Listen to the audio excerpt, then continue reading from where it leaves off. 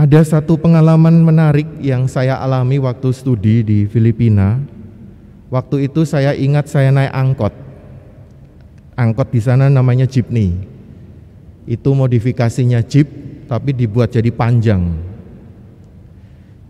Dan saya duduk di sebelah sopir. Di sana sudah biasa orang naik angkot. Tidak seperti di sini. Di sini naik angkot seperti dianggap orang yang sungguh-sungguh menderita, miskin. Di sana imam itu sudah biasa. Bahkan juga ada uskup yang juga biasa naik bis. Selama perjalanan saya sedikit terusik dengan suara di belakang. Karena saya tuh dengan sopir, penumpang di belakang. Yang saya dengar itu ada orang perempuan yang bicara terus. Tetapi ini bukan orang yang sedang ngobrol, tetapi orang yang sedang seperti bicara sendiri. Saya lihat di spion kok nggak bisa, kemudian saya toleh.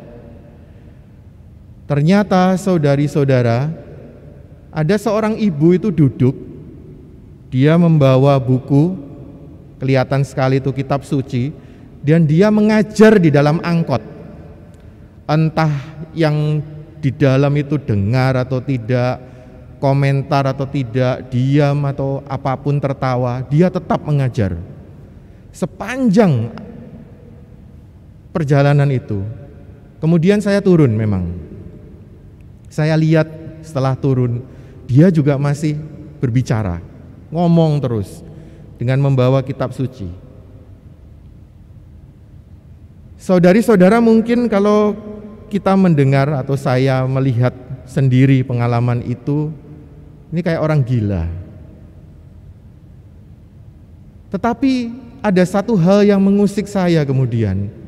Saya kok enggak seperti dia ya? Tidak punya gairah, kemauan, spirit yang sungguh-sungguh mau membara mewartakan Injil. Dan saya ini imam. Sepanjang perjalanan diam saja.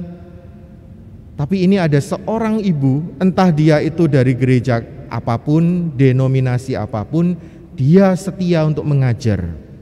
Entah orang dengar atau tidak. Saudari-saudaraku yang terkasih, pengalaman inilah yang mau saya bagikan kepada kita semua di tempat ini. Karena Injil bacaan pada hari ini sebenarnya mengusik kita tentang bagaimana identitas kita sebagai orang Katolik itu sebenarnya dipanggil untuk mewartakan Injil, untuk melayani. Tapi kenyataannya kita ini seperti alat yang tidak berfungsi. Apalagi di masa pandemi ini seolah-olah, lah pandemi Romo, ya enaknya di rumah aja.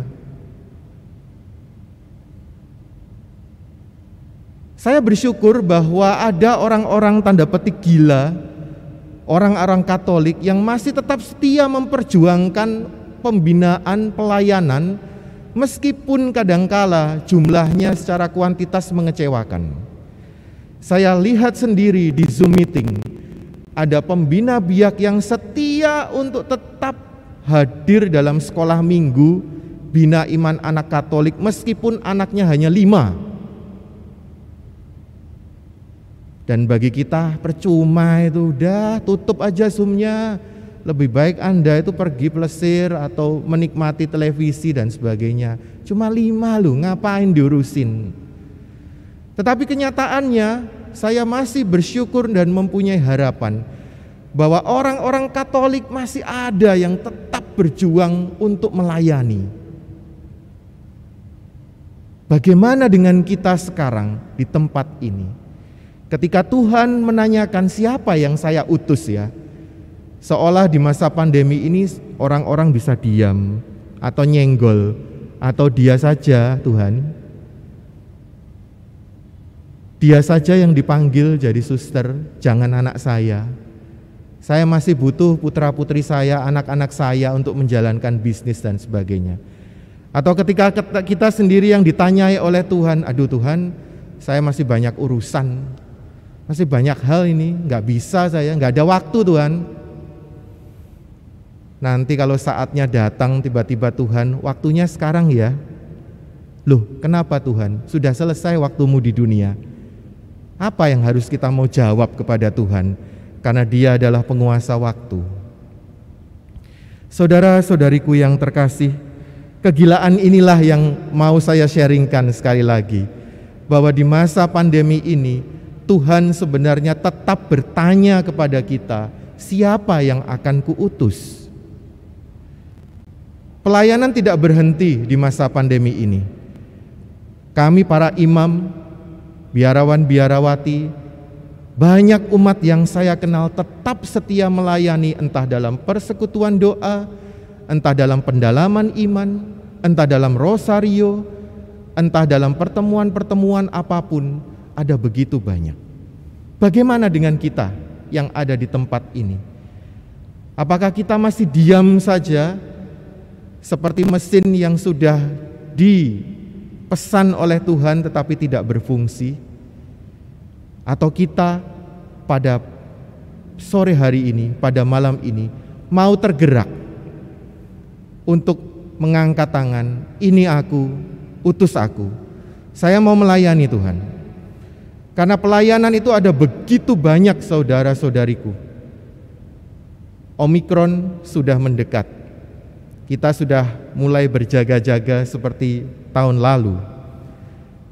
Dan justru pada saat itu, saudari-saudara, Tuhan nanti akan bertanya, siapa yang akan kuutus? Karena ada begitu banyak pelayanan yang tiba-tiba dibutuhkan dari kita. Maka marilah, seperti Rasul Paulus, kita juga mau bersaksi bahwa aku mau bekerja lebih keras. Aku mau bekerja bukan karena aku, tetapi karena kasih karunia Tuhan. Maka di tempat ini, saya mengundang kita semua untuk mengangkat tangan kepada Tuhan. Siap Tuhan, saya mau diutus. Apapun pelayanannya, apapun bentuknya. Dan semoga panggilan Tuhan tidak menjadi sia-sia bagi kita semua dalam pelayanan perutusan apapun, karena Tuhan bisa memakai kita semua untuk melakukan sesuai dengan kehendak-Nya. Marilah kita memiliki kegilaan yang sama, spirit, semangat, dan api yang terbakar untuk mau melayani Tuhan dan sesama. Semoga pandemi ini sungguh-sungguh menjadi kesempatan kita untuk melayani sesama, untuk melayani Tuhan.